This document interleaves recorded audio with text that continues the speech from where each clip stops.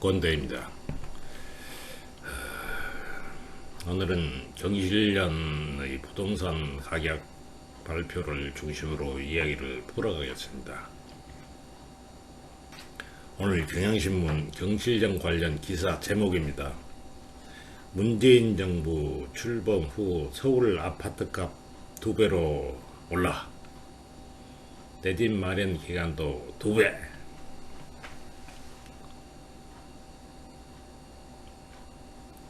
그렇습니다. 내용은 문재인 정부 출범한 2017년 5월 서울 아파트 값은 평당 2,061만원이었는데 지난 11월에는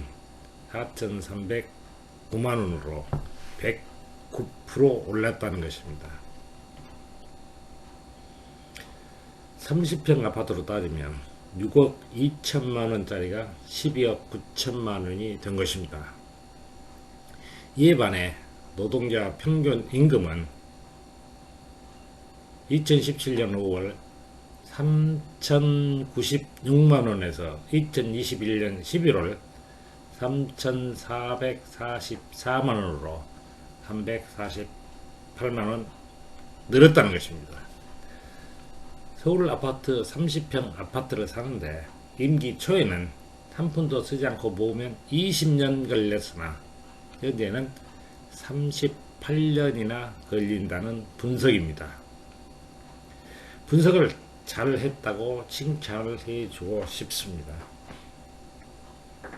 원인까지 분석했더라면 더 좋았을 것이라는 아쉬움이 남습니다.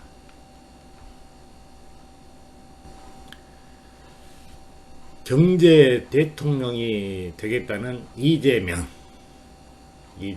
국가부채론을 보고 오십시오. 이 영상의 논리에 대한 명확한 증거가 되었네요.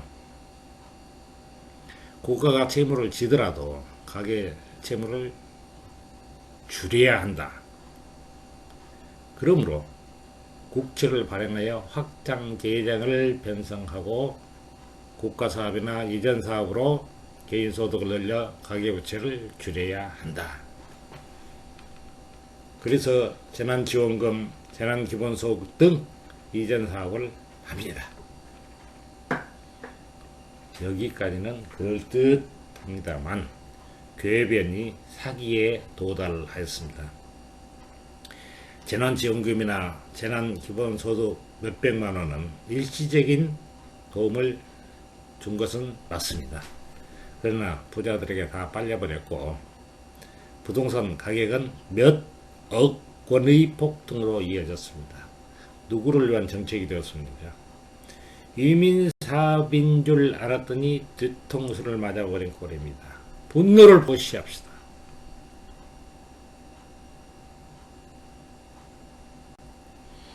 또 윤석열의 종부세 전면 재검토도 보고 오세요.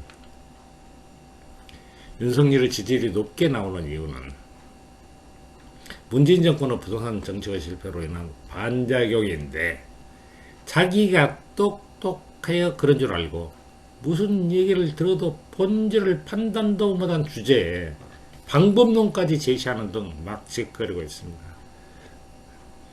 차라리 주둥아리나 닫고 있으면 무식은 폭로나지 않겠죠. 캠프라는 곳에 전화하세요. 나라님 욕도 하는데 후보 욕도 하시고요. 좌파 용어로 떨치고 일어나세요. 항의도 하시고요. 주먹을 올렸다 내리기도 하면서 분노 표시하세요. 화가 풀릴 때까지 계속 하세요. 화가 안 풀리면 내일도 하세요. 이재명이 되면 천당이 멍청하니 나라가 신말하고 윤석열이 되면 천장도 멍청하지만 사공이 많아 배가 성으로 올라가 나라가 표류할 것입니다.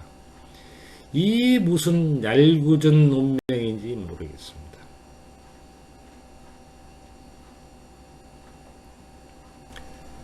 준비된 안철수라고 한답니다.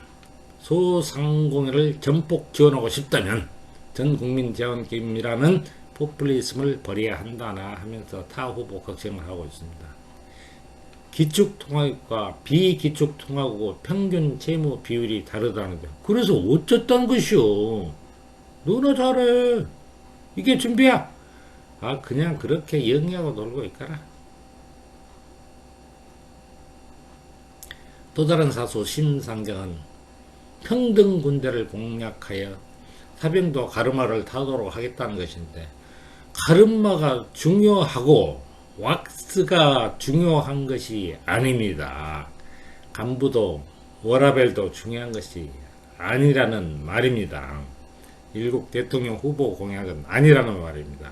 이 할매도 멀었습니다. 갈 길은 같고 보입니다. 안철수나 심상정도 썩은 고기인가 봅시다.